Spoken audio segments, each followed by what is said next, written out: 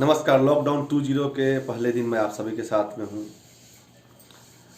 आज ऑफिस से मुझे भी छुट्टी मिली तो लगा कि चलो एक बार फिर से आप सभी से बात की जाए। लॉकडाउन की शुरुआत 24 मार्च को से हुई थी। प्रधानमंत्री ने घोषणा किया था कि 24 मार्च से लॉकडाउन किया जाएगा। उसके बाद 21 दिनों का लॉकडाउन की घोषणा शुरू में हुई, लेकिन जिस तरह से कोरोना महामारी ने देश में पांव पसारे तो प्रधानमंत्री और सभी को मजबूर किया कि इसको आगे बढ़ाया जाए। तो अब ये लॉकडाउन 3 मई को होगा। खैर, आज लॉकडाउन से इतर मैं कुछ बातें आपसे कहना चाहूँगा, साझा करना चाहूँगा कि जिस तरह के इकोनॉमिक मॉडल की बात हमारे देश में अभी तक लंबे समय से हो रही थी और जिस तरह से हम दुनिया की चौथी या पांचवी अर्थव्यवस्था बनने के तैयारी में थे, उसको यह कोरोना महामारी ने एक नया आईना दिखाने का जरूर प्रयास किया है कि छोटी सी बड़ी कंपनियां जो सिर्फ करीब 1 महीने के अंदर में ही आज पैसे देने में सक्षम नहीं है, अपने एम्प्लॉय को रिटेन करने में सक्षम नहीं है, छटनी की बातें कई जगह से आ रही है।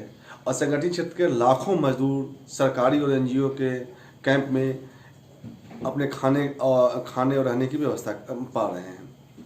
तो यह कहीं ना कहीं यह दर्शाता है कि जो इकोनॉमी मॉडल हमारे सामने प्रस्तुत किया जा रहा था उसमें ढेर सारी खामियां हैं।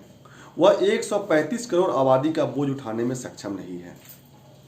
इससे इतर हम देखें कि जो गांव खेत खलिहान को हम सभी छोड़ के आ गए थे, आज लाखों की संख्या में गांव से हम जैसे लोग उठ के शहर में इस लाइट कैमरा एक्शन फोकस की दुनिया में रह रहे हैं।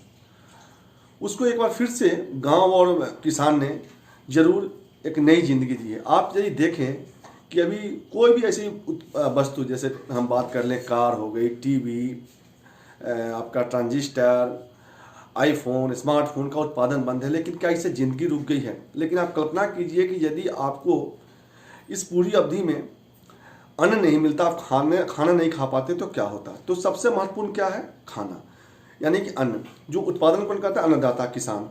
उसकी अवहेलना हुई, उसके बारे में बहुत लोग सोचते नहीं है। हमेशा होती है कि उद्योग जगत को रियायत दिया जाए, राहत पैकेज दिया जाए। इस लॉकडाउन की अवधि में दो बड़ी राहत पैकेज अभी उद्योग जगत को दिया जा चुका है, तीसरी की तैयारी हो रही है।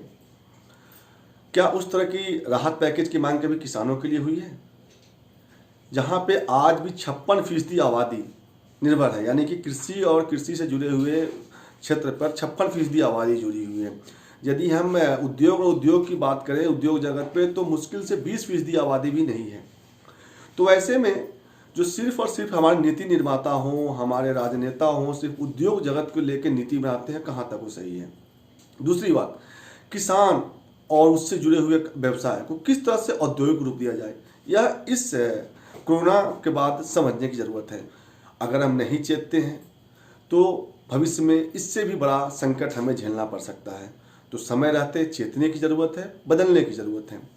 एक और बात मैं आप लोगों से कहना चाहूँगा कि समाज में हम सबका अपना अपना योगदान है, लेकिन उस योगदान को हम कैसे आगे ले जा सकते हैं?